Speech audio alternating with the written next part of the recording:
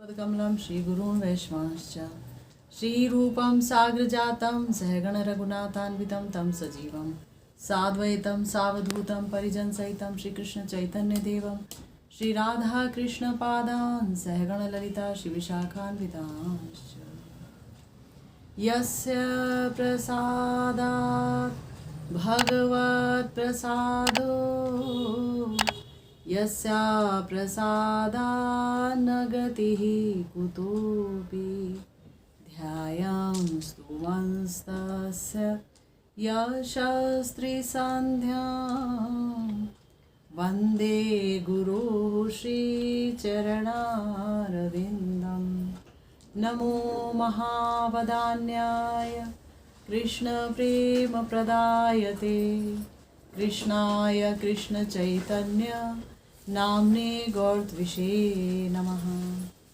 हे कृष्ण करुणा सिंधु दीनबंधो जगत्पते गोपेश गोपिका कांत राधा कांत नमोस्तुते। तप्त कांचन गौरांगी राधे वृंदावनेश्वरी वृषभानुसुते देवी त्वं नमामि हरिप्रिये। जय रूप सनातन भट्ट रघुनाथ श्रीजीव गोपाल भट्ट दास रघुनाथ। এই জয় গোসাইর করি চরণ বন্দন जहाँ होइते विघ्ननाश अभीष्ट पूरण वाञ्छाकल्पतरुभ्यश्च कृपा सिन्धुभ्येव च पतितानां पावनेभ्यो वैष्णवेभ्यो नमो नमः। हरे कृष्णा कृष्णा कृष्णा हरे हरे हरे राम राम राम हरे हरे। हम सब लोग श्रील विश्वनाथ चक्रवर्तीपाद जी की बड़ी ही प्यारी ग्रंथ श्री माधुर्य कादम्बनी पर चर्चा करने के लिए एकत्र हुए हैं। आप सुनते चले आ रहे हैं कि श्री विश्वनाथ चक्रवर्तीपाद जी ने बड़ी ही कृपा करके हमें बताया है भक्ति के विभिन्न स्तरों के बारे में, श्रद्धा से शुरू करके साधु संग यानी कि गुरुपदाश्रय, उसके बाद अनर्थ निवृत्ति और फिर निष्ठापूर्वक भजन और अनिष्ठतापूर्वक भजन के जो सारे लक्षण हैं वो सब। कथा हो रही थी, बात हो रही थी अपराधों की।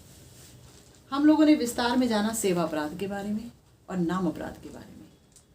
नाम अपराध के बारे में जब हम लोगों ने जाना तो हमें ये पता चला कि जो सबसे भयंकर नाम अपराध है वो है भक्तों के प्रति किया गया अपराध। क्यों? भक्तों के प्रति किया गया अपराध ही सबसे बड़ा भयंकर अपराध क्यों माना गया है? क्योंकि हम अब तक ये सुनते चले आए हैं कि भगवान डायरेक्टली किसी पर ही कृपा करते हैं।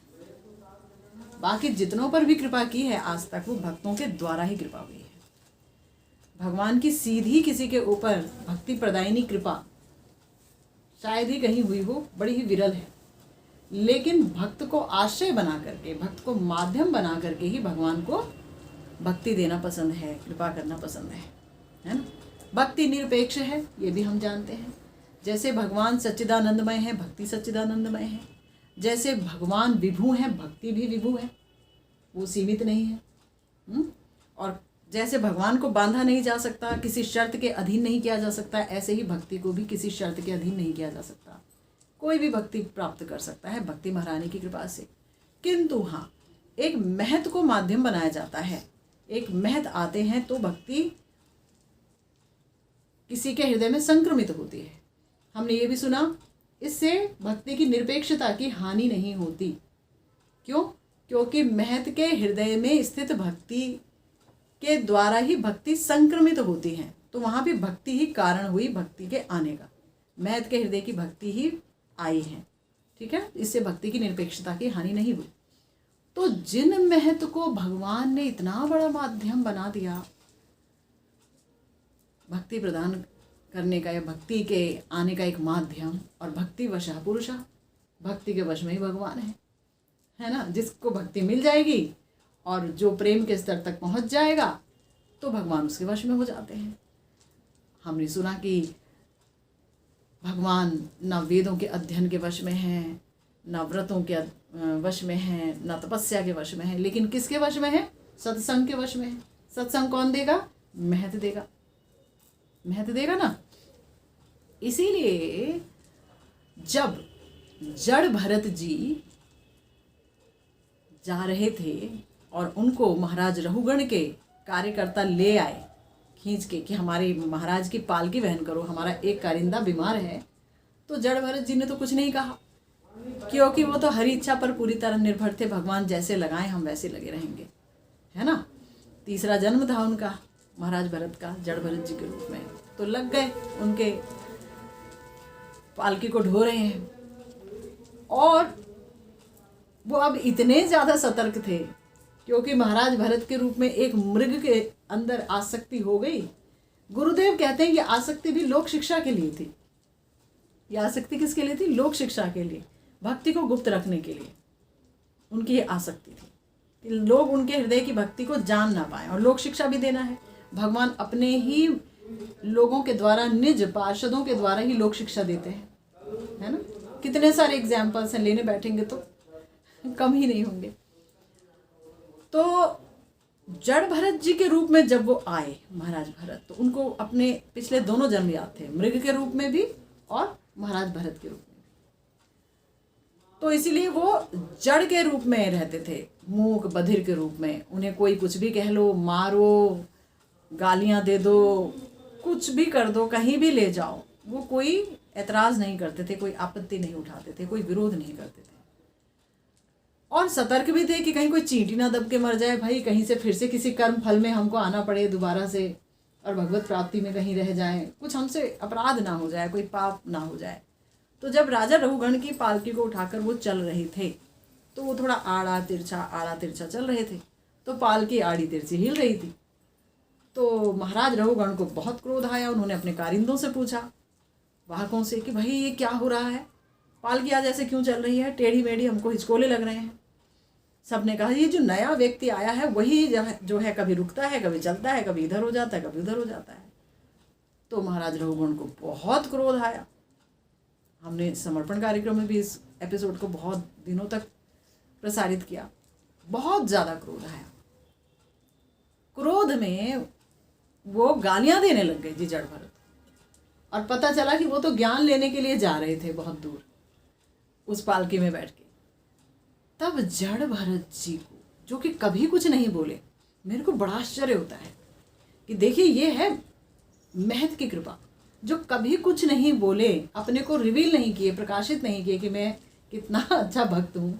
माँ बाप नहीं जान पाए, हैं, भैया भाभी सुहृद पड़ोसी अड़ोसी कोई नहीं जान पाया, लेकिन एक राजा हो करके इनको इतना घमंड, इतना अभिमान, और ये ज्ञान लेने जा रहे हैं और ये क्या करने जा रहे हैं। तो उन्होंने बड़ा सुंदर उपदेश दिया। उस उपदेश में जो शुरुआत है वो बड़ी प्यारी थी उनकी।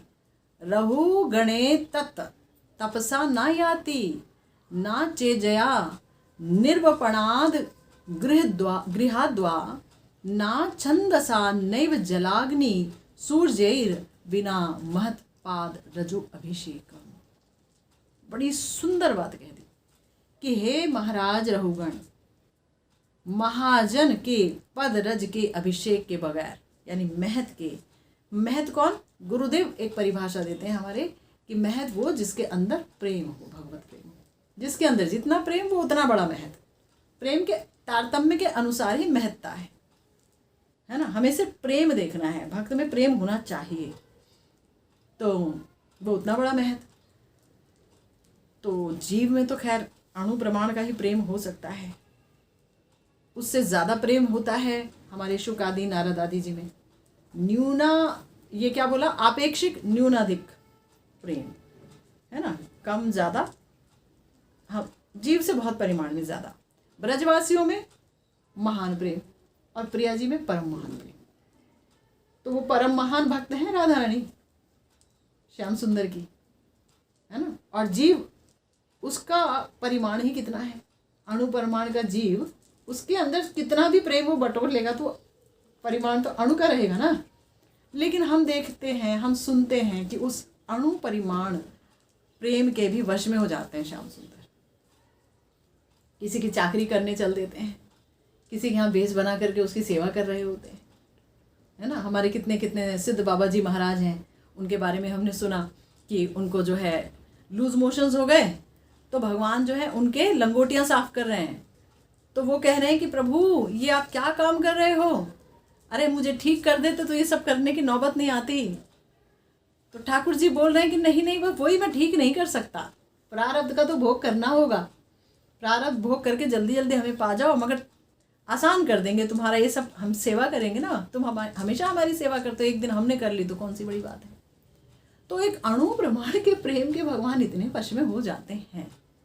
तो सोचिए, मतलब मैं तो यहाँ फिर राधा रानी मुझे बार बार याद आ जाती, तो उनके कितने वश में होंगे जिनका निर्माण ही कृष्ण प्रेम से हुआ है। तो वहाँ तो उनके वश है। और फिर उसके बाद समर्था रति वाला प्रेम है वहाँ पर, कोई मामूली प्रेम नहीं है, अनुराग की दशा को पार करके जो प्रेम है। तो यहाँ बोला कि ऐसे जो महत हैं जिनके अंदर प्रेम है, अभी महत का लक्षण बताएंगे, तो उनके चरणों के रज के अभिषेक के बगैर, हाँ, तपस्या द्वारा, वैदिक अर्चन आदि द्वारा, सन्यास के पालन द्वारा, कोई गृहस्थ धर्म के पालन में बहुत ही निपुण हो, ये सारे धर्म आचरण, वर्णाश्रम धर्म आचरण, इन सब के द्वारा, वेद पाठ करे कोई डेली उसके द्वारा, जल अग्नि सूर्य की पूजा के द्वारा कभी भी भगवद भक्ति नहीं प्राप्त होती है। भगवान की जो भक्ति है वो प्राप्त नहीं होती। तो कहाँ प्राप्त होती है? महत के चरणों में। सिंपल सी बात है, अभी तक हम ये सुनते आए हैं। और आज जो शिला विश्वनाथ चक्रवर्तीपाद जी तृतीय अमृत वृष्टि में माधुर्य कादम्बरी की कह रहे हैं कि साधुओं का लक्षण क्या है शास्त्रों के अनुसार। क्योंकि अब तक हमने ये सुना ना कि महत निंदा नहीं करनी चाहिए, साधुओं की निंदा नहीं करनी चाहिए, उनको मारना पीटना नहीं चाहिए, उनको ताड़न भर्सन नहीं करना चाहिए, उनको अगर देखें और हमने उनका अभिनंदन नहीं किया वो भी बड़ा अपराध है, उनको इग्नोर कर दिया, देखा मतलब वो आ रहे हैं, अरे वो भी अपराध है। ऐसा होता है, हो जाता है ना, वो भी अपराध है। उनको देख करके अगर हर्षित नहीं हुए, भाई अब हर्ष आए ना आए इस पर अपना कोई वश है, खुशी हो ना हो, भाई यहाँ पर वो भी एक अपराध है। 6 अपराधों में माने 6 प्रकार के वैष्णव अपराध हैं जिन पर हमने बहुत विशद चर्चा की, अच्छा खासा उस पर वर्णन रहा। तो अब कोई ये सोचे कि भाई शास्त्रों में तो साधु की एक अलग डेफिनेशन दी गई है, साधु तो वही है भाई, उनके चरणों में अपराध नहीं होना चाहिए, बाकी छोटे मोटे के चरणों में तो अपराध हो सकता है ना, अगर कोई ये सोचे। तो आज इसी बात को ले रहे हैं हमारे प्यारे आचार्यपाद श्रील विश्वनाथ चक्रवर्तीपाद जी। बड़े ही मधुर आचार्य हैं वो, मधुर रस के आचार्य हैं। श्रीमद् भागवतम की बड़ी सुंदर टीका की है उन्होंने, सारार्थ दर्शनी टीका, बड़ी सुंदर टीका है, रस से भरी हुई है। और माधुर्य कादम्बरी भी उसी तरह से समस्त सिद्धांतों को बड़े ही सुंदर तरीके से फोकस कर करके दिखाया है उन्होंने, ताकि जो भक्त समाज है वो ध्यान से भजन की राह पर चले। अपराध करते करते करते करते अगर वो भजन करेगा तो वो ऐसी बात हो जाएगी जैसे कि भजन नहीं, वो एक छन्नी है ना, छन्नी, उसके द्वारा मतलब पानी छन्नी में भर रहे हैं तो छन्नी कभी नहीं भरेगी। तो कम भजन कीजिए मगर अपराध के बगैर कीजिए। तो आज कह रहे हैं कि साधु निंदा, गुरुदेव बोल रहे हैं अपनी पीयूष कणा व्याख्या में कि साधु निंदा जो भजन का प्रबल अंतराय है, प्रबलतम बोला है गुरुदेव ने, सुपरलेटिव डिग्री, प्रबल, प्रबलतर, प्रबलतम। साधु निंदा भजन का प्रबलतम बाधा है, प्रबलतम अंतराय है। साधु का लक्षण क्या है? अब यहाँ पर भगवान श्रीमद् भागवतम के 11वें स्कंद के 11वें अध्याय के 29 से लेकर के और 31 श्लोक में बोल रहे हैं। कृपालुरकृत द्रोह स्थितिक्षु सर्वदेहिनां सत्यसारो अनवद्यात्मा समः सर्वोपकारकः कामैरहत धीर दान्ता मृदुः शुचिर किंचनः अनीहो मितभुक् शान्तः स्थिरो मच्चरणो मुनिः अप्रमत्तो गभीरात्मा धृतिमान् जित षड्गुणः अमानी मानदः कल्यो मैत्रः कारुणिकः कविः। ये सारे गुण एक भक्त में होते हैं कि हे उद्धव, जो कृपालु हैं, अकृद्रोह हैं, क्षमाशील हैं, सत्यसार हैं, असूया आदि दोष से रहित हैं, समचित्त हैं, सर्वोपकारक हैं, काम आदि द्वारा अक्षुब्ध चित्त हैं। बड़ा सुंदर सुंदर है एक एक बात का मायने।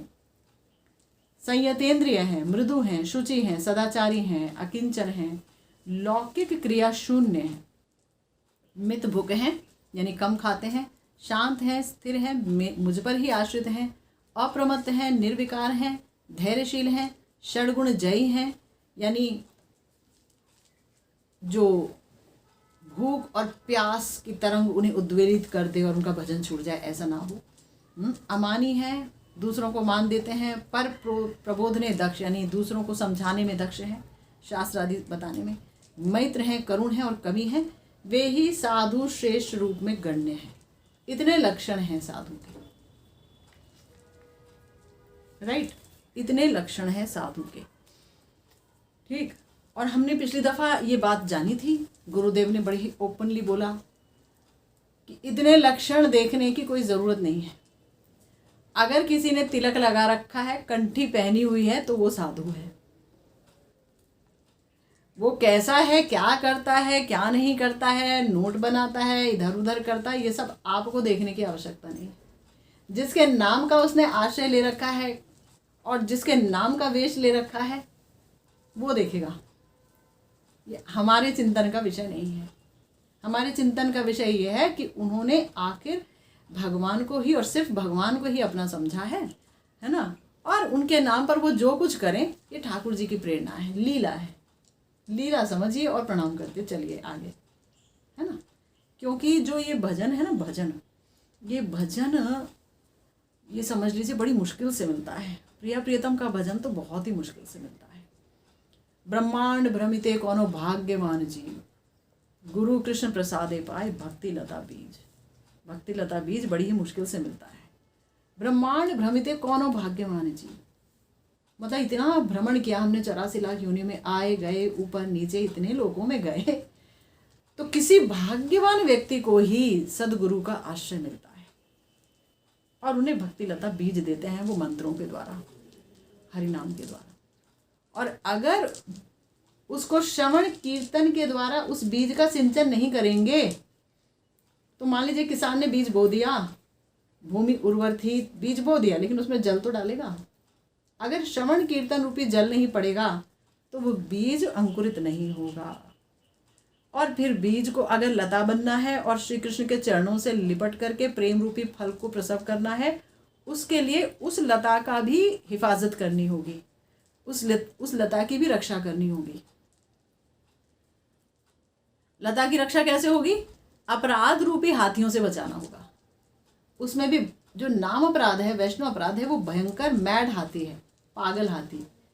बकरी तो फिर भी खाती है तो नीचे जड़ छोड़ देती है, लेकिन ये तो पहले उखाड़ता है फिर खाता है। तो सारी भक्ति रूपी बगिया हमारी छिन्न भिन्न हो जाती है। अपराध, ये वैष्णवों के लिए बात है। जो भजन नहीं करता वो कितने भी अपराध करे, उसका क्या है ना, उसको कोई फिक्र नहीं है। अपराध का कोई भयंकर फल नहीं होता कि टांग टूट जाएगी और ये हो गया। अपराध का एक ही फल है कि आपका भजन नहीं होगा, स्टंटेड ग्रोथ रहेगा, होगा ही नहीं, ग्रो करेगा ही नहीं भक्ति बीज। तो इसीलिए ये जानना ना ज़रूरी है कि ये जो साधु हैं, पहले तो उनमें लक्षण क्या क्या होते हैं, है ना। तो इन लक्षणों पर ज़रूर थोड़ी सी चर्चा होनी चाहिए। हमारे श्रीमन महाप्रभु ने जब श्रीपाद सनातन गोस्वामी जी को उपदेश दिया तो उन्होंने भी ये लक्षण बताए कि कि साधुओं के ये लक्षण है ना। सबसे पहले तो यही बताया, यस्यास्ति श्रीमद् भागवतम में 5वें स्कंद के 18वें अध्याय में जो है बड़े अच्छे से बताया गया, यस्यास्ति भक्तिर् भगवत्य किंचना सर्वैर्गुणैस्तत्र समासते सुरः हराव भक्तस्य कुतो महद्गुणा मनोरथे नासति धावतो बहि। श्री भगवान में जिसकी निष्काम भक्ति है उस व्यक्ति में समस्त गुणों के सहित समस्त देवता नित्य निवास करते हैं। और जिसमें हरि भक्ति नहीं है, चाहे वो कितना भी गुणवान दिखे, तो बोला गया कि उसमें महद्गुण कहाँ, क्योंकि वो तो मनुष्य मनोरथों की पूर्ति के लिए खोटे पथ में अनित्य विषय सुखों के लिए ही भागता रहता है।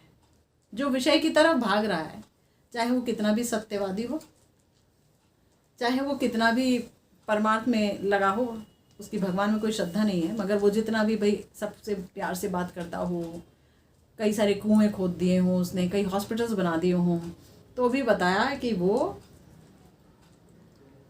गुणवान नहीं है, हमारे काम का नहीं है, क्योंकि वो भगवान की तरफ मुड़ा हुआ नहीं है, वो माया की तरफ मुड़ा है।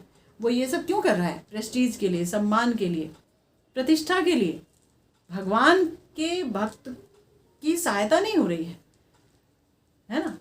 या ये बात भी नहीं है कि नर में नारायण देखूं तब तो भक्त हो जाएगा, वो भी नहीं हो रहा है। तो बोला उसमें कोई महत्वगुण नहीं है, लेकिन जिसकी भक्ति निष्काम है, भगवान में कोई कामना नहीं है भगवत सुख के अलावा कि भगवान आप सुखी हों मेरी चेष्टाओं से, तो उस व्यक्ति में समस्त गुणों के सहित समस्त देवता वास करते हैं। समस्त देवता समस्त गुणों के सहित अपने से वास करते हैं। तो बताया कैसा होता है, वो कृपालु होता है, सब पर कृपा करता है। एक वैष्णव कृपा करना क्या होता है? ये बैठ के थोड़ी ना कि मतलब ऐसे डुगडुगी हिलाया और फिर कोई भभूत दे दिया हाथ में और कहा रे आप पे कृपा हो गई जाओ।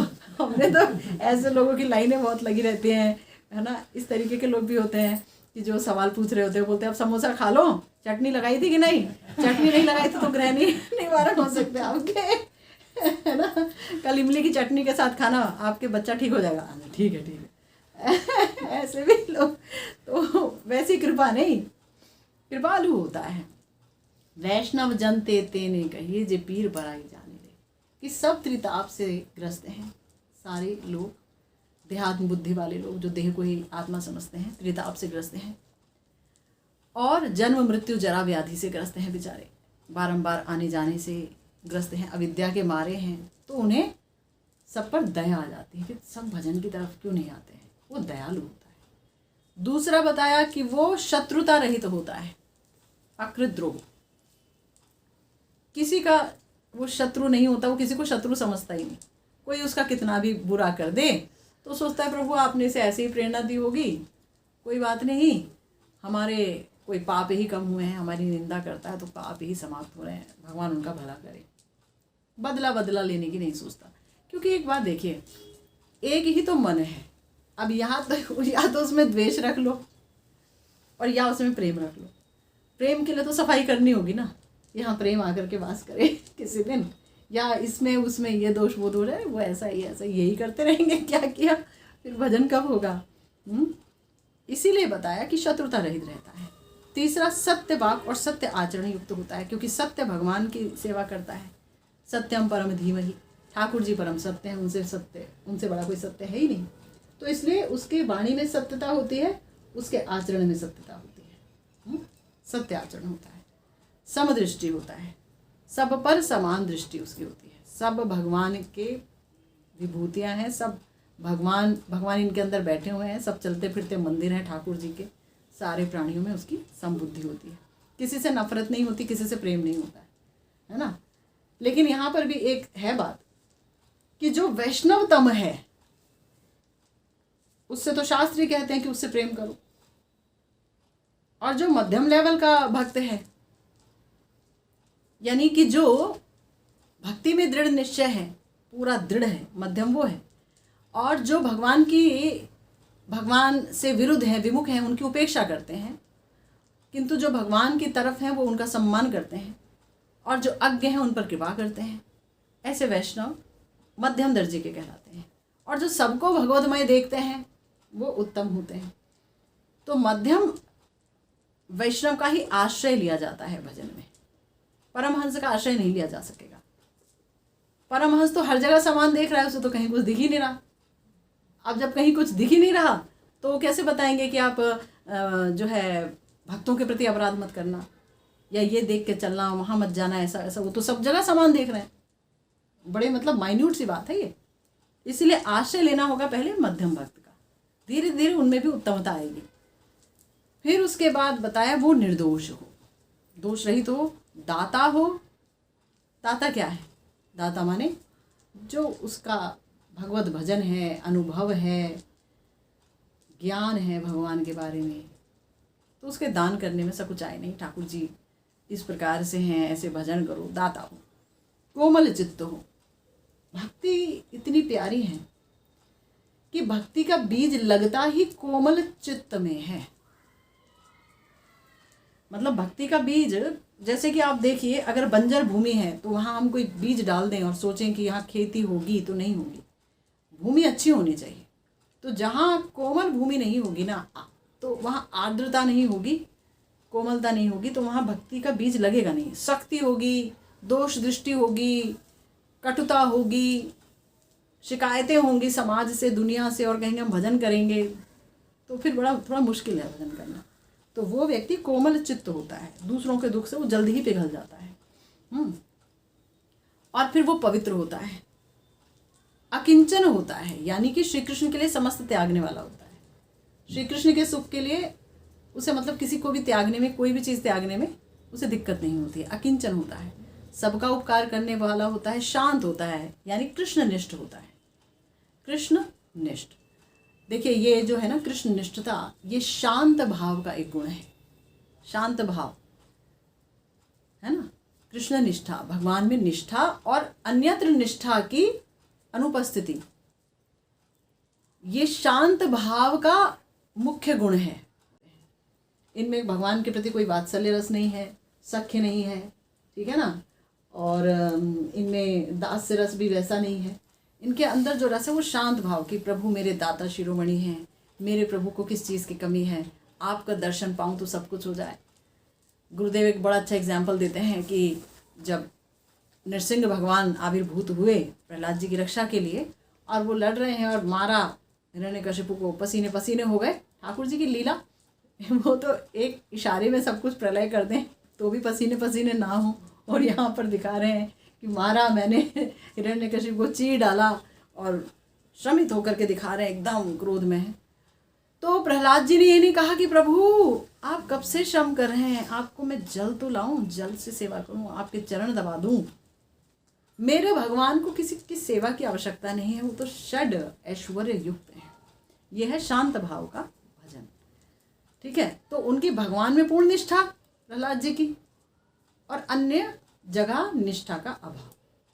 ये गुरुदेव कहते हैं ये जो है नींव है, शांत भाव जो है वो नींव है प्रत्येक भाव का। शुरुआत यहाँ से होनी होगी, उसके बाद फिर रसमय भक्ति में बाद में प्रवेश होगा अपने अपने संस्कार अनुसार, पर ये तो होना होगा कृष्ण एक निष्ठा। तो शांत जो है कृष्णनिष्ठ है, कृष्ण एक शरण है, यानी श्री कृष्ण के बिना अन्य किसी की शरण नहीं लेता। अन्य मेरा भला कर देगा, अन्य व्यक्ति मुझे सब कुछ दे देगा, अन्य व्यक्ति नहीं, श्री कृष्ण एक शरण। ठाकुर जी जो करेंगे वो करेंगे, वो किसी को प्रेरित करके कुछ करवाएंगे, वो उनकी मर्जी है ना, ठीक है ना। किसी दूसरे की शरणागति नहीं ले रहे हैं, ना देवी देवता की, ना व्यक्ति की, कुछ मैटर नहीं करता, भगवान, सिर्फ भगवान और कोई नहीं। और अकाम है, यानी निजेंद्रिय तृप्ति वासना शून्य है, अपनी इंद्रियों की तृप्ति की कोई वासना रहेगी नहीं। अब जिस भक्त का मन, उसकी वाणी पूर्णतया भगवान के मधुर रूप में डूबी होगी, उनकी मधुर लीलाओं में डूबी होगी प्रिया प्रियतम की, फिर क्या उसके अंदर ये वासना उठेगी कि मेरे पास ये नहीं है, ये होना चाहिए, और हमें वहाँ जाना चाहिए, हमें वहाँ पर आउटिंग करना चाहिए, ये खाना चाहिए, वो पीना चाहिए, हैं, मेले में जाना चाहिए, वो बड़े वाले झूले में बैठना चाहिए, वो वाली आइसक्रीम आ चुकी है, इस टाइप की वासना उठेगी। अगर डूब गया, अगर हल्का सा दर्शन हुआ, थोड़ा सा भी आभास भी हुआ, अश्रुपात हुए, अभाव महसूस हुआ प्रभु के लिए, तो फिर दुनिया क्या है? शून्यायतम जगत सर्वम, राधा गोविंद विरहेण में शून्यायतम जगत सर्वम। अगर ये अवस्था आ गई भजन करते करते, शून्यायतम जगत सर्वम, आपके बगैर जगत शून्य है। ये दुनिया, ये महफिल मेरे काम की नहीं है ना, मेरे काम की नहीं। जब ये भाव आ जाता है तो फिर कहा जाता है व्यक्ति जो है पूरी तरह से निजेंद्र तृप्ति वासना शून्य है और अनीह है। अनीह है तो अनीह का मतलब है कि कृष्ण सेवा की वासना से युक्त है और इसके अलावा अन्य चेष्टा शून्य है। उसकी समस्त चेष्टाएं श्री कृष्ण सुख के लिए होती हैं। श्री कृष्ण सुख के लिए उसकी सारी चेष्टाएं होती हैं। ये पैरामीटर है एक भक्त का। उसका श्रवण, उसका कीर्तन, उसका पठन पाठन, जप, खाना पीना, घूमना, हर चीज भगवत सुख के लिए होती है ना। इसीलिए कहा गया कि ऐसा भक्त तभी होगा ना जब वो पूर्ण शास्त्रीय श्रद्धा युक्त हो और उसकी चेष्टा पूरी हो कि मुझे प्राप्त करना है प्रिया प्रियतम के चरण। तेजी से भागने की कोशिश करें।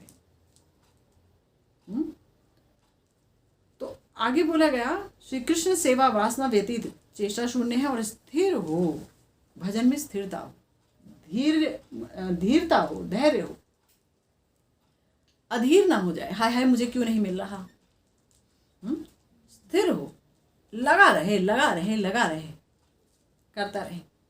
अब जिसको रस आएगा भजन में तो वो फिर वो भजन को नहीं पकड़ेगा, भजन ही उसे पकड़ लेगा, है ना। हमें जिसमें रस आता है वही हमें पकड़ता है ना, वही पकड़ लेगा। और विजित षड गुण यानी काम, क्रोध, लोभ, मोह, मद, मात्सर्य, इन 6 जो रिपु हैं हमारे अंदर, मन के अंदर ही जो बैठे रहते हैं, उनको उसने जय कर लिया हो। ना काम के वश में हो, ना क्रोध उसे आता हो, ना उसे किसी चीज़ का पाने का लोभ हो, ना पाने की चाहत, ना खोने का डर। क्या कितनी सुंदर बात है। मोह से दूर हो, मद ना हो, मात्सर्य ना हो, जलन वलन ना हो, और जो मित भुक हो, थोड़ा खाने वाला हो, कम खाता हो, और जो अप्रमत्त हो यानी अति सुख और अति दुख में उन्मत्त ना हो। क्योंकि भगवान तो परीक्षा लेते हैं। समस्या ये है कि भगवान क्या है, जब हमारे वेद बोलते हैं भक्ति वशः पुरुषः भगवान के भक्ति के वश में है और ठाकुर जी जानते हैं कि प्रेम की रस्सी से हमें बांधेगा, तो एक बार इसकी परीक्षा तो लें कि बांधने योग्य हुआ कि नहीं हुआ। ठाकुर जी को भी बड़ा सुख है उस बंधन को स्वीकार करके, लेकिन परीक्षा बहुत लेंगे। तो वो जो परीक्षाएं हैं वो तो इस जड़ जगत में भी है, हायर लेवल पर जाने की। अब तो कितना हो गया, 10th पास कर लिया, साइंस स्ट्रीम लेना है तो इतने नंबर लाओ, कॉमर्स लेना है तो इतने नंबर लाओ, उसके बाद प्रोफेशनल स्ट्रीम में जाना है तो एंट्रेंस एग्ज़ाम है, उसके बाद अगर किसी नौकरी में जाना है तो 3 तरह के लेवल्स को पार करना है, फिर इंटरव्यू में भी पास हुए कि नहीं हुए, फिर फिजिकल फिटनेस में पास हुए कि नहीं, लॉट्स ऑफ एग्ज़ाम। यहाँ परीक्षाएं देनी पड़ती हैं कुछ पाने के लिए, तो वहाँ तो ठाकुर जी, स्वयं ठाकुर जी को पाना है, प्रिया प्रियतम को पाना है, उनकी सेवा पानी है तो ठोक बजा के लेंगे। योग्य वही करेंगे, पीट पीट के, है ना, योग्य बनाएंगे। जैसे चंदन ऐसे थोड़ी ना ले लेगा कोई, पहले घिसेगा तब ना सुगंधित होगा। मेहंदी है, उसको घिसोगे तब ना वो रंग लाएगी। इसी तरह से भगवान परीक्षा ले करके एकदम सुघड़ बना देंगे, बढ़िया। इतनी परीक्षाएं लेंगे ना कि फिर दुनिया का लोभ मोह माया सब समाप्त हो जाएगी परीक्षाओं के द्वारा। वहाँ भी उनकी कृपा है। फिर बोला जो सदा सतर्क रहे, भजन में सतर्कता आवश्यक है।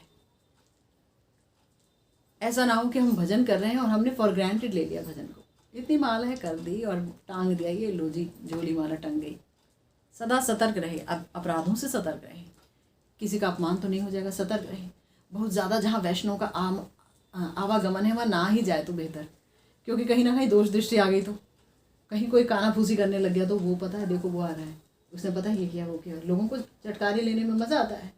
और हमारा भाई कोमल चित्त कहीं इधर उधर लुढ़क गया तो घर की 4 दीवारी में भजन करो तो भी भगवान मिल जाएंगे, कहीं जाने की आवश्यकता नहीं। इतने प्यारे प्यारे ग्रंथ हैं, ग्रंथ पढ़िए और फेसबुक के प्रोग्राम सुनिए जो ग्रंथों से ही हैं, बाबा ही की वाणी है ना, और आराम से भजन कीजिए, क्या दिक्कत है। और उसके बाद बोला गया कि दूसरों को मान देने वाला हो, अपने मान की कोई चाहत ना हो। अमानिना मान देन कीर्तनिया सदा हरि, है ना, ऐसा हो। और फिर गंभीर हो, दयालु हो, सबका मित्र हो, कवि हो, यानी जो ऐसी भाषा बोले जो सुनने में मधुर लगे और ऐसे भाव से बोले कि लोग भजन की तरफ मुड़ जाएं। भगवान की वाणी बोले, भगवत वाणी बोलने में बहुत चतुर हो, कवि कहते हैं उसे, कवि हो। जो दक्ष हो, दक्ष क्या होता है? दक्ष वो होता है कि उसे पता है बहुत सारे चीज़ें उसे डिस्टर्ब करने के लिए आ गई हैं, पर वो अपने भजन पर ही फोकस्ड रहे, वो चतुर है। कृष्ण भक्त को चतुर होना पड़ता है। किसी को मुनादी भी ना की जाए कि हम भजन कर रहे हैं, आप हमें डिस्टर्ब कर रहे हैं, क्योंकि दूसरों को मान देना है। अमानिना मान दे, है ना, और अपने मान की अपेक्षा नहीं करनी है। अगर अपने मान की अपेक्षा होगी तो सब गड़बड़ हो गया। इसीलिए हमारे प्यारे श्रीमन महाप्रभु ने बारंबार बोला है, तृणादपि सुनीचे न तरोड़ी वैसे ही सुनना। और मौनी हो, बेकार की बातें ना करता हो, तो ये उनके लक्षण हैं। हमारे ऋषभ देव जी ने भी, भगवान के जो अवतार हैं, उन्होंने भी एक बात बोली, महत सेवाम द्वार माहुर विमुक्ते तमो द्वारम योषिताम संगी संगम महांतस्ते समचित्तः प्रशांतः विमन्यवः सुहृदः साधु। साधु कौन है? साधु वो हैं जो सब जगह समचित्त हैं, प्रशांत हैं, क्रोधहीन हैं, सबके शुभ चिंतक हैं और शास्त्रीय आचार से सुसंपन्न हैं। इनकी अगर कोई सेवा करेगा तो भगवत प्राप्ति का वो द्वार है। पहला श्लोक है ये, जब महाराज ऋषभ देव अपने 100 पुत्रों को उपदेश दे रहे हैं, तो वहाँ पर उन्होंने, ये दूसरा श्लोक है, पहला नहीं दूसरा श्लोक है, वहाँ उन्होंने ये बात बोली है कि जो है महत पुरुषों की सेवा से भगवत प्राप्ति होती है। तो बताइए, जिनकी सेवा से भगवत प्राप्ति हो जाती है तो उनके प्रति अपराध को हरि नाम कैसे सहन कर पाएंगे? बताइए, कर सकते नहीं। इसीलिए प्रबलतम अंतराय बोला गया है। और आगे जो है हमारे प्यारे गुरुदेव इस बात को बोलने के बाद कि भाई इनके प्रति अपराध नहीं होना चाहिए, कोई अगर ये सोचे कि इतने सारे लक्षण जिसमें है वही साधु है, अगर हम उनके प्रति अपराध करेंगे वही अपराध है, बाकी किसी के प्रति अगर हम अपराध करेंगे तो अपराध रूप में वो गिना नहीं जाएगा, अगर कोई ये सोच ले तो गुरुदेव कह रहे हैं तब उसकी सोच बिल्कुल गलत है। इनके प्रति तो अपराध है ही अक्षम्य, लेकिन बाकी लोगों के प्रति अपराध भी अक्षम्य है। ये आज की पाठ में बात कही जा रही है। क्या कहा जा रहा है कि जिनके जो ऐसे लोग हैं जो कि जरी सी बात पे ही गुस्सा हो जाएं और अपराध ग्रहण करें और अपराधी के प्रति जरा भी प्रसन्न ना हो और उनके अंदर ये सारे गुण भी नहीं है ना, तब तो उनके प्रति अगर हम निंदा आदि कर लेंगे तो कोई नाम अपराध नहीं है। क्योंकि ऐसे तो बहुत लोग हैं, जरी सी बात पे वो बोलेंगे, ए क्या कर रहा है, इधर आ, है ना, ये कर रहा, वो कर रहा। देखेंगे उसने तो बहुत सारी कंठियाँ पहनी हुई है, बड़े बड़े तिलक भी लगा रखा है और वेश आदि भी है, सब कुछ, और वो तो किसी को अभी तू तड़ाक भी बोल रहे हैं और गाली भी दे रहे हैं, और मार देंगे तुमको, ये कर देंगे, और स्त्रियों को बोल रहे हट जाए, हट हट हट हट, ठीक है भैया, ठीक है। ये सोचो, वैष्णवेर क्रिया मुद्रा विज्ञ ना बुझाए, ये वैष्णवों की क्रिया और मुद्रा हमारे समझ से परे की बात है। वो कोई कृपा ही कर रहे होंगे, यही सोच करके आराम से दूर हो जाओ, प्यार से प्रणाम करो, दूर हो जाओ, कुछ मत बोलो, जुबान बंद और सोच का दरवाज़ा भी बंद। सोचो कि अच्छा है हमें तृणादपि सुनिचेन बना रहे हैं, हमारे अहंकार को समाप्त कर रहे हैं, नहीं तो हमारे अंदर अपनी बॉडी का अहंकार है, कुल का अहंकार है, इस चीज़ का अहंकार है, उस चीज़ का अहंकार है। कोई तो किया नहीं घर में, किसी की हिम्मत नहीं हुई कुछ बोलने की, ये लोग बोल रहे हैं अच्छा है हमें सुधार रहे हैं। कुछ भी सोचो, पॉजिटिव सोचो और चुप हो जाओ। तो गुरुदेव बोल रहे हैं कि अगर कोई ये सोचता है कि जिनके अंदर ये लक्षण हैं उन्हीं के प्रति अपराध है, तो वो बहुत ही ज़्यादा भ्रांत है। क्योंकि पद्म पुराण में नाम अपराध के प्रसंग में श्री सनत कुमार श्री नारद जी के प्रति बोले हैं। क्या बोल रहे हैं देखो, क्या बोल रहे हैं, बड़ी बड़ी सुंदर बात बोल रहे हैं। सर्वाचार विवर्जितः जिसके अंदर ये सारे गुण नहीं है, विवर्जित है, अच्छे आचरण से भी विवर्जित है, नहीं अच्छा आचरण। षट है, षट धियो व्रात्या जगदवंचका दंभाहंकृति पाने पान पैशुन परः पापं त्यजा निष्ठुरः ये चान्ये धनदार पुत्र निरतः सर्वाधमा ते अपि ही श्री गोविंद पदारविंद शरणा मुक्ता भवन्ति द्विज। नारद जी को बोल रहे हैं सनकादिक जी कि हे विप्र, जो व्यक्ति सदाचार विवर्जित हो,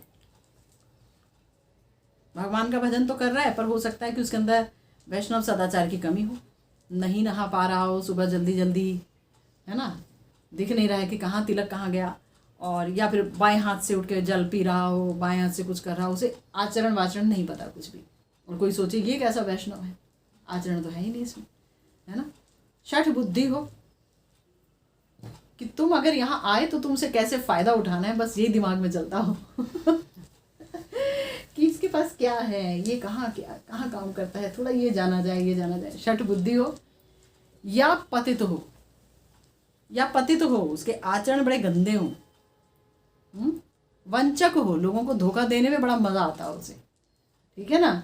चलो तुम्हें यहाँ की सैर कराएंगे, तीर्थ ले जाएंगे, पता चले कि उसकी लागत है 5,000 रुपये और लोगों से 50,000 लेकर के रख रहे हो और 2-2.5 हज़ार में सारे तीर्थ वीर्थ करा दिए। वंचक हो, दंभ युक्त हो, अहंकार युक्त हो, शराबी हो,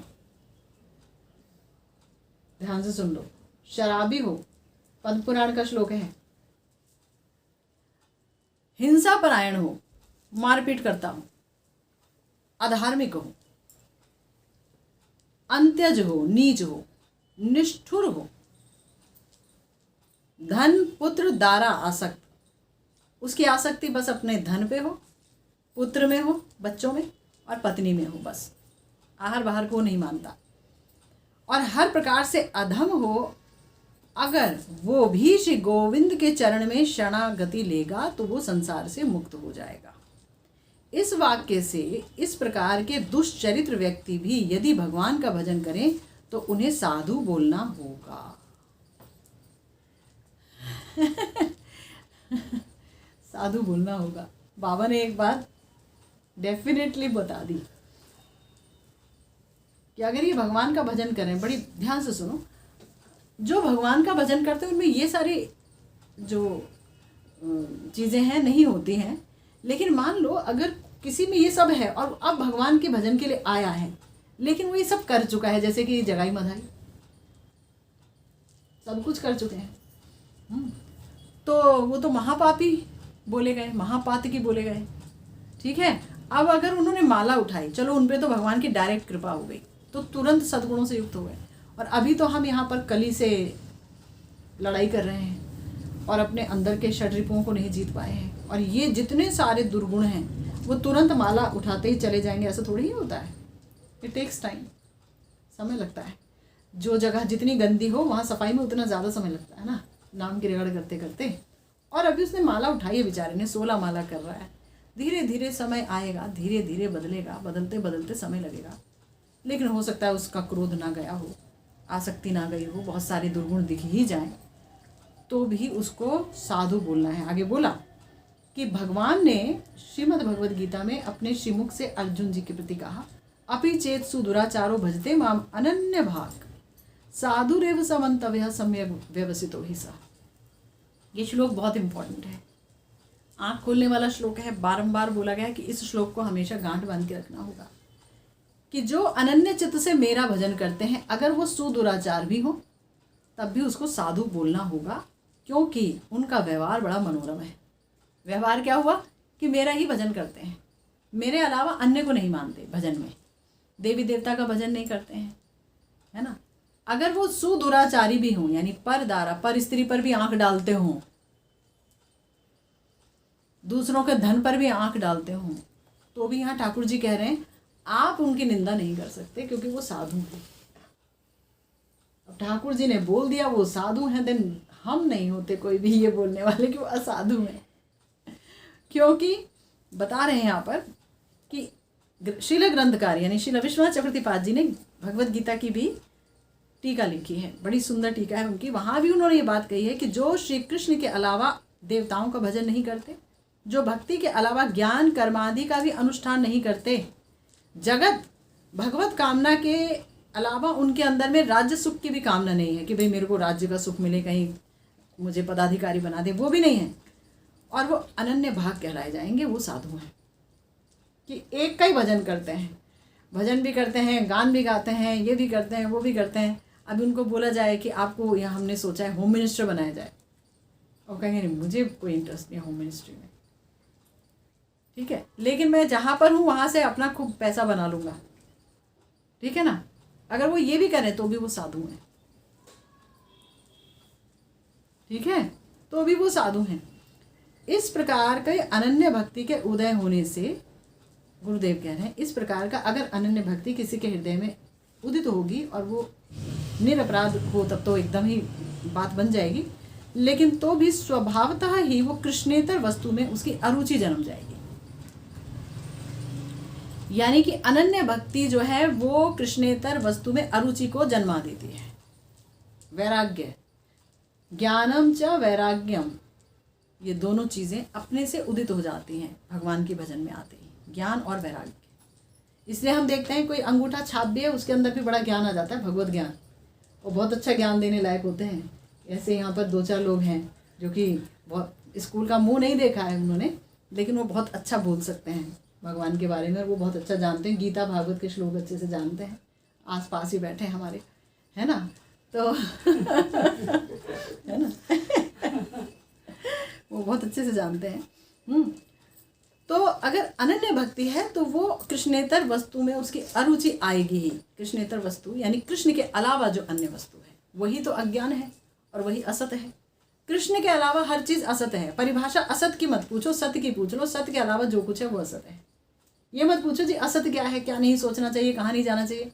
ये मत पूछो कहाँ जाना चाहिए और किसका भजन करना चाहिए, ये पूछ लो। इसके अलावा सब दुसंग है। कृष्णदास कविराज गोस्वामी पाद जी ने श्री चैतन्य चरितामृतम में बता दिया, कृष्ण भक्ति के अलावा सब कुछ दुसंग है। चाहे हम किसी का बड़ा सम्मान कर रहे हो, कुछ भी क्यों ना कर रहे हो, अगर वहाँ कृष्ण चर्चा नहीं है, अगर वहाँ से मेरी भक्ति पुष्ट नहीं हो रही है, मेरे अंदर प्रिय प्रियतम का अभाव बोध नहीं हो रहा है, निताई गौर के लिए मैं विरही नहीं हो रही हूँ, तो इसका मतलब वो जगह मेरे लिए दुसंग है। सिंपल परिभाषा दुसंग की, है ना। तो इसलिए यहाँ बता रहे हैं गुरुदेव कि स्वभावतः ही अरुचि होगी, लेकिन अगर दैवात कोई पिछला असत संस्कार उनका प्रबल हो जाए, दैवात परीक्षा के लिए या ऐसे ही कोई संस्कार है उनका, भयंकर संस्कार जिस पर वो काबू ही नहीं पा रहे हैं, कोई प्रबल हो जाए हैं, और उसके कारण वो दुराचार कर बैठे या सुदुराचार कर बैठे, जैसे कि परहिंसा, किसी का खून भी कर बैठे, मर्डर ही हो गया उनसे, या परद्रव्य, किसी के सामान की चोरी ही हो गई उनसे, या ले लिया और नहीं दे रहे, या परदार हरण, किसी पराई स्त्री का हरण कर लिया, तो भी उसको जो है साधु समझना होगा। ये कोई संस्कार था, वो प्रबल हो उठा, अच्छा भजन कर रहे थे, कुछ हुआ होगा उनसे, कोई एक संस्कार आया होगा किसी जन्म का प्रारब्ध भोग कराने के लिए कि तुम ये करो ही, तुम्हारे को करना ही पड़ेगा तभी निकाला जाएगा, और उसने वो सब कर लिया और वो हाहाकार भी कर रहा है बेचारा, हाय मैंने क्या कर लिया। उसका ये लक्षण है, वो हाहाकार करेगा, हाय मुझसे क्या हो गया, हाय मुझसे क्या हो गया। ये हाय हाय होना बहुत ज़रूरी है। तो वो जो हाय हाय कर रहा है, तो उसके लिए भगवान ने बोला क्षिप्रम भवति धर्मात्मा शश्वत शांति निगच्छति कौन्तेय प्रति जाने ही नाम भक्त्या प्रणश्यति। तो बड़ी जल्दी में उसे धर्मात्मा बना दूंगा। कोई अपनी इच्छा से, अपनी शक्ति से माया पर विजय प्राप्त नहीं कर सकता है। ये तो भगवान की शक्ति है ना, इसको कैसे जीता जा सकता, नहीं। लेकिन भगवान अगर चाहें तो उसे माया से दूर रख सकते हैं, क्योंकि कृष्ण जहाँ है वहाँ माया का अधिकार ही नहीं है, अंधकार ही नहीं है। तो कृष्ण हम हमेशा रटते रहते हैं, उनमें हमारे मन की अगर लौ लगी रहेगी तो फिर माया कहाँ है, फिर तो हर चीज़ कृष्णमय है। तो इसीलिए यहाँ बोला कि तब उसे साधु बोलिएगा, क्योंकि उसके द्वारा उसकी अनन्य भक्ति दूषित नहीं होती। उसने अगर कुछ गलत काम कर दिया प्रबलतम संस्कार की वजह से, तो उसकी अनन्यता पर फर्क नहीं आया, क्योंकि वो अन्य देवी देवताओं की शरणागति नहीं लिया, ना उसने अपने भगवान की भर्त्सना की। हमारे गुरुदेव कहते हैं कि ऐसा जो प्रबलतम अंतराय है ना, अगर आ गया तो उस भक्त में उस अंतराय के लिए इतना अनुताप उठेगा, इतना पश्चाताप, हाय ये क्या हो गया, हाय ये क्या हो गया, वो रोता रहेगा। और वो जो अनुताप है वो उसे दीनता की हाईएस्ट सीढ़ी पे ले जाएगा और उसे तुरंत भगवत प्रेम मिल जाएगा। तो यहाँ तो दुराचार भी सीढ़ी का काम करते हैं भक्ति में, जबकि ज्ञान और कर्म आदि में दुराचार अगर हो गया तो फिर वो पतन हो जाएगा उसका। यहाँ तो दुराचार भी भगवान की तरफ ले जाता है। जैसे एग्जाम्पल हमने बार बार दिया, जगाई मधाई के अलावा जगाई मधाई के आगे अलावा बिलमंगल ठाकुर जी को मत भूलिए। बिलमंगल ठाकुर जी ने चिंतामणि जो वेश्या थी उनके मुख से रास की कथा सुनी, ठाकुर जी के बारे में सुना, तुरंत छोड़ के चले गए, विरक्त हो गए, भगवान का भजन करना शुरू कर दिया, पूरी तरह से विरक्त हो गए, ठाकुर जी में पूर्ण आसक्त हो गए और ये समझ लिए कि अब मुझे कोई चीज़ नहीं हिला सकती ठाकुर जी के चरणों से। आ रहे हैं भजन करते करते, वृंदावन के रास्ते में हैं, जा रहे हैं, और रास्ते में जब वो रुके एक नदी के तट पर, तो वहाँ एक वैष्णवी को नहाते देखा और उसके रूप पर आसक्त हो गए, क्योंकि उनकी संस्कार यही थे, रूप पर आसक्त होना। रूप पर आसक्त हो गए और रूप पर आसक्त होकर के उसको पाने की चाहत में वो उस स्त्री के पीछे पीछे चल दिए। वो नहा के निकली तो अब वो देखिए मेरे पीछे पीछे आ गए। पर स्त्री थी, एक वैष्णवी थी, उनके एक पति महान वैष्णव थे, और वो स्त्री अंदर चली गई और ये वहाँ बाहर डेरा डाल के बैठ गए। एक दिन, 2 दिन, कितने दिन तक डेरा डालकर ही बैठे रहे। उनके पति ने पूछा कि क्या बात है, वो आदमी क्यों डेरा डाल के बैठे हुए हैं, कोई अच्छे साधु दिखते हैं। तो बोली मुझे नहीं पता, मैं नहा करके निकली हूँ, ये पीछे पीछे आ गए। तो उनके पति तो बड़े ही वैष्णव सेवी थे, उन्होंने कहा अगर ऐसी बात है तो हम ऐसा करते हैं कि इनसे बात पूछते हैं, और अगर ये तुम्हें भी चाहें तो तुम इनकी सेवा के लिए तैयार रहो, शायद यही हमारी वैष्णव सेवा का एक तरीका हो, इससे हमारा उद्धार हो जाए। ये तक बोले और उनको ले जाया गया और उनका बहुत जो है आदर किया गया, इज्जत की गई, और उनको एक कमरे में ले जाया गया कि ठीक है आप यहाँ बैठिए, आप जिनको चाहते हैं वो आएंगे। पत्नी 16 श्रृंगार करके आई और वहाँ बैठ गई, और वो डर तो नहीं है बेचारी, पर ठाकुर जी की ऐसी अनुकंपा कि बिलमंगल ठाकुर जी के हृदय में भयंकर अनुताप जागृत हो उठा कि मैं क्या करने जा रहा हूँ। ठाकुर जी ने ऐसी बुद्धि फेरी, ददाति बुद्धि योगम तम ये नमाम उपयांति थे, बोला ना कि मैं उसको बुद्धि योग देता हूँ जो मेरी शरणागति ले चुका होता है, कि वो निकलेगा। दूसरा आदमी अगर गिरेगा तो निकल नहीं पाएगा, लेकिन जो भक्त है अगर गिरा अपने संस्कार की वजह से तो निकाल देंगे ठाकुर जी और अपने चरण में 100% लगा देंगे। तो उन्होंने क्या किया, उन्होंने कहा एक सुई लेके आइए, सुई ले आइए। तो सुई लाई गई और उन्होंने क्या किया कि इन आँखों के कारण ही बार बार मेरा पतन होता है, अपनी दोनों आँखों में सुई को घोंप लिया और आँखें फोड़ ली। बिलमंगल ठाकुर जी एकदम अंध हो गए, खूब विलाप हुआ, खूब रुदन हुआ कि क्या हुआ, और तब फिर वो निकले वृंदावन की तरफ। और कैसे भगवत प्राप्ति हुई ये सब तो हम जानते हैं। तो बहरहाल प्रबलतम अंतराय आया, लेकिन उन्होंने अनुताप किया और वही भगवत प्राप्ति का मार्ग हो गया। तो इसलिए बोला कि भक्ति जो है, अभी देखिए गुरुदेव ने ये बात बोल भी दिया, ये देखिए यही एक लाइन में ये बात बोल दी, बोला कि भक्ति शीघ्र ही उस व्यक्ति के अंतर में, हृदय में निर्वेद जागृत करके उसको धर्मात्मा बना देगी और वो नित्य शांति प्राप्त हो जाएगा। निर्वेद, निर्वेद माने उदासीनता, परम आसक्ति थी स्त्री के रूप में, लेकिन निर्वेद आ गया, एकदम परम उदासीन, कोई स्त्री नहीं, कोई पुरुष नहीं, कुछ नहीं, आंखें फोड़ ली, निर्वेद जागृत हो गया, दैन्य जागृत हो गया और भगवत प्राप्ति की राह पर अग्रसर हो गए। क्षिप्रम भवति धर्मात्मा श्लोक दिया। इस प्रकार भजन निष्ठ पुरुष में सुदुराचारी से सुदुराचार बोला गया और भी भयंकर दुराचार है। अगर ये दिखे तो भी उसको साधु बोलना होगा। हाँ, सुदुराचार भी किसी में दिखे तो साधु बोलना होगा। तो भाई गुरु बहन और गुरु भाइयों में तो कुछ भी देख के तो ये सब बोल नहीं सकते आप कि अरे वो तो ऐसी है, वैसा है, यहाँ से आती है, वैसे आती है, बड़ी माला करती है, बड़ा ढूंढ दिखाती है, बड़ा लंबा तिलक लगाती है। ये सब उच्छृंखलता और मनमाना व्यवहार नहीं होना चाहिए। समझ गए ना? भजन खराब हो जाएगा, भजन होगा ही नहीं, खराब तो बात ही अलग है। तो इसलिए यहाँ पर कहा कि इस प्रकार भजन निष्ठ व्यक्ति में सुदुराचार भी अगर हो दिखे तो उसे साधु बोलिए। तब यदि किसी भजनशील व्यक्ति में क्रोध या असहिष्णुता आदि दिखे तो भी उसको साधु बोलना होगा। आप ये नहीं बोल सकते बड़ा भजन करता है, कैसे गुस्से में बोलता है, कैसे बातें बोलता है। कई बार ऐसा होता है कि जो लोग बहुत भजन करते हैं ना, वो अपने भजन को छुपाने के लिए या लोगों को भगाने के लिए गलत गलत बोलने लगते हैं, दुर्व्यवहार करने लगते हैं ताकि पास में ना आए कोई। ऐसे कई बाबा जी थे। मैंने एक बार एक कथा सुनाई थी ना कि एक बाबा जी थे और वो बहुत भजनशील थे, सिद्ध थे। तो 2-3 स्त्रियाँ आई थी वहाँ पर उनकी कृपा लेने के लिए। तो उन्होंने क्या किया, उनको देखते ही बहुत गंदी गाली देनी शुरू की। मतलब गाली भी ऐसी कि सुनते ही कोई भी स्त्री वो सुन नहीं सकती, दोनों कानों में उंगलियां डाल के भाग जाएगी। 2 स्त्रियां भाग गईं, एक रह गई, सारी रात कुटिया के बाहर ही बैठी रही। अगले दिन फिर बाबा ने सुबह उठे, करे अरे तुम गई नहीं? तो फिर वो बोलने वाले थे तो उन्होंने कहा कि आप और परीक्षा मत लीजिएगा मेरी। बहुत परीक्षा ले ली बाबा आपने। मैं सच में मैं ठाकुर जी को प्राप्त करना चाहती हूँ, प्रिया प्रियतम को प्राप्त करना चाहती हूँ। तब उन्होंने उनको आशीर्वाद दिया, जाओ मैं तुम्हें आशीर्वाद देता हूँ, तुम्हें इसी जन्म में प्रिया प्रियतम की प्राप्ति होगी। परीक्षा भी होती है ना? तो किसी को देखते ही कि ये कैसा व्यवहार कर रहा है, हमें कमेंट पास नहीं कर देना है, कुछ बोलना नहीं है, सोचना नहीं है।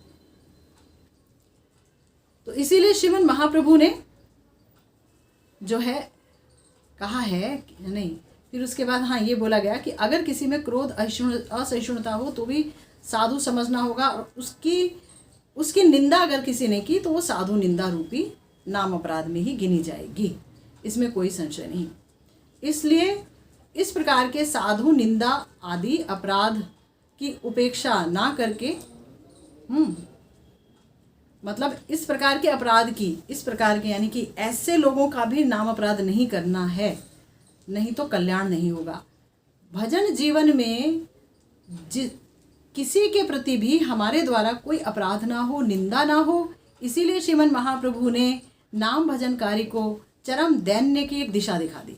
एक बार हमें याद है, हम अपने गुरुदेव के पास कुछ लोगों को ले गए थे। तो उसमें से एक व्यक्ति ने बोला कि गुरुदेव अपराध से कैसे बचें, इतना अपराध के बारे में सुना कि अपराध से कैसे बचें। तब गुरुदेव ने ये श्लोक बोला था, तृणादपि सुनीचिए। सीधा गुरुदेव ने बोला, देखो ऐसा है जैसे कि अगर कोई बगीचा लगाया किसी माली ने तो उसके चारों तरफ वो बाड़ भी लगा देता है कि कोई जानवर का प्रवेश ना हो जाए, ऊंची ऊंची बाड़ लगाता है, फेंसेस। तो वो हमारी बाड़ क्या है, वो ये श्लोक है, तृणादपि सुनीचेन। खुद को अगर हम तृण से भी अधिक नीच मानेंगे, और नीच तो है, मैं अपनी बात कह रही हूँ, इतना भजन में लगे रहो, सब कुछ किया सुना, नाम वाम तो बहुत हो गया, लेकिन नाम बड़े और दर्शन छोटे, प्रिया प्रीतम का तो कोई अनुभव नहीं हुआ है। गुरुदेव ने कृपा खूब की, लेकिन उस कृपा को हम ले नहीं पाए, पात्र था नहीं। बारंबार अगर हम खुद को तृण से भी अधिक नीचा समझेंगे और कोई हमें कुछ कह भी जाए, कड़वे वचन, तो सोचे ठीक ही कह रहे हैं, बात तो सही है, तो बोल रहे हैं, तो भजन की रक्षा होने लगेगी, भजन पर कोई अंतराय नहीं आएगा। हम किसी में दोष देखेंगे नहीं जब हमने सारे दोष मुझ में देखे। मौसम कुटिल खल कामी, सूरदास जी कह रहे हैं ना कि कोई नहीं है प्रभु, मौसम कुटिल खल कामी, कोई नहीं है। प्रभु मोरे अवगुण चित्त न धरो, समदर्शी है नाम तिहारो। प्रभु मोरे अवगुण चित्त न धरो, दया करो श्री कृष्ण चैतन्य, पतित पावन बिना तुम बिने आर केहू नहीं। बोल रहे हैं ना कि मौसम पतित प्रभु ना पाई बे आर। मौसम, श्रील नरोत्तम दास ठाकुर महाशय कह रहे हैं, मौसम पतित प्रभु ना पाई बे आर। नरोत्तम दास ठाकुर महाशय प्रेम अवतार, वो कह रहे हैं मौसम पतित प्रभु। तो हमारे आचार्य खुद अपनी प्रार्थनाओं के द्वारा, अपने आचरण के द्वारा ये बात दिखा रहे हैं कि हमें खुद को ही अधम समझना होगा, अधम दुराचार, तो फिर दूसरा अधम दिखेगा ही नहीं। इसका मतलब कहीं से हमारे अंदर अपने प्रति उच्च भाव हैं, इसीलिए दूसरे निकृष्ट भाव में दिखते हैं, हमको गलत रूप से हम देखते हैं। इसीलिए बोल रहे हैं कि जिस रूप को लेके, यानी जिस तरीके से नाम लेने से प्रेम उपजित होता है, उसका लक्षण सुनो स्वरूप राम राय, कि हे रामानंद राय जी और स्वरूप दामोदर जी, आप वो लक्षण सुनिए जिस लक्षण को अपनाने से, भजन करने से प्रेम का उदय होता है। वो क्या है? तृणादपि सुनी चेन तरोरी वसहिष्णुना अमानिना मानिदेन कीर्तन्या सदा हरि। इस श्लोक को खुद ही श्रीमन महाप्रभु जो है समझा रहे हैं। उत्तम होइया आपना के माने तृणाधम दुई प्रकार सहिष्णुता करे वृक्ष सम। कहने एक तो वो उत्तम है किंतु खुद को तृण से भी अधिक नीचा समझे, और दो प्रकार से वो सहिष्णुता का पालन करे, जैसे कि वृक्ष करते हैं। वृक्ष क्या करते हैं? वृक्ष जैनो काटी ले हो किछु ना बोले, शुकाइया मैले कारे पानी ना मांगे। वृक्ष को अगर आप काट दो ना, तो भी वो नहीं कहता कि हमें मत काटो, हमें मत काटो, हमें मत काटो। और उसे सुखा करके मार दो, सूख रहा है ना, सब जगह पानी दे रहे हैं हम, वृक्ष में पानी नहीं दिया तो भी पानी नहीं मांग रहा है। अयाचक वृत्ति। जे मांगे तारे दे आपन धन। कोई किसी उससे कुछ मांग ले, भाई फल दे दो, तो अपना फल दे देता है, मना थोड़ी करता है।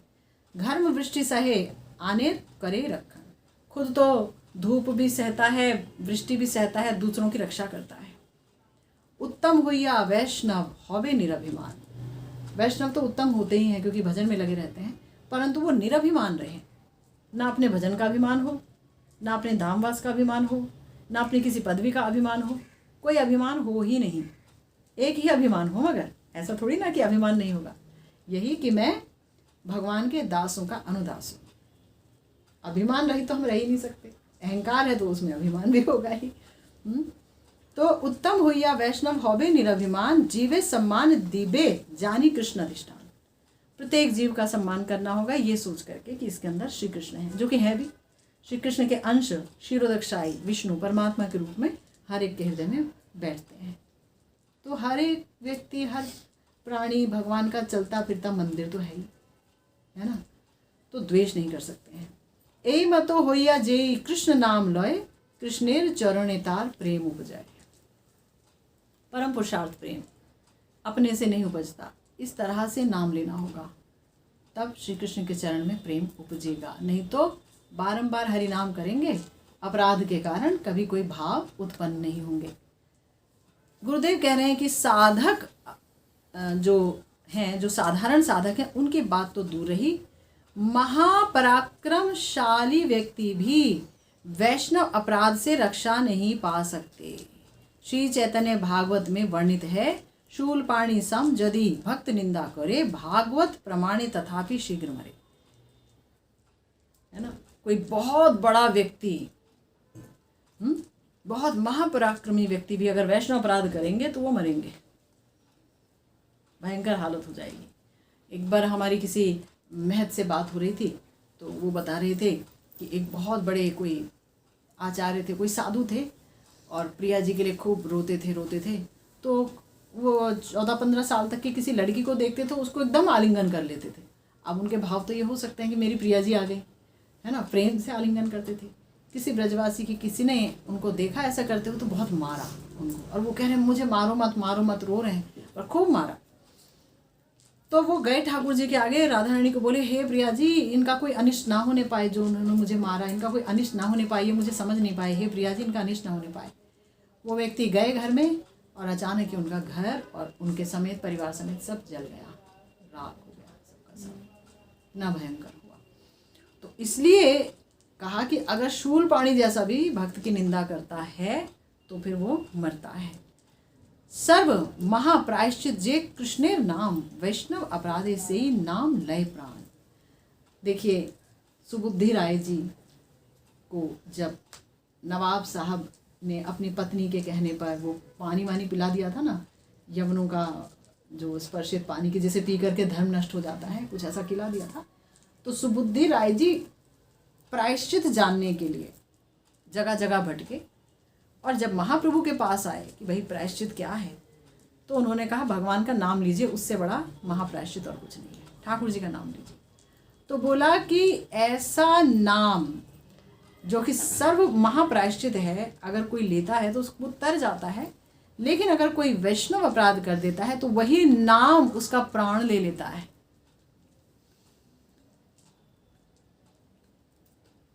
वही नाम प्राण ले लेता है,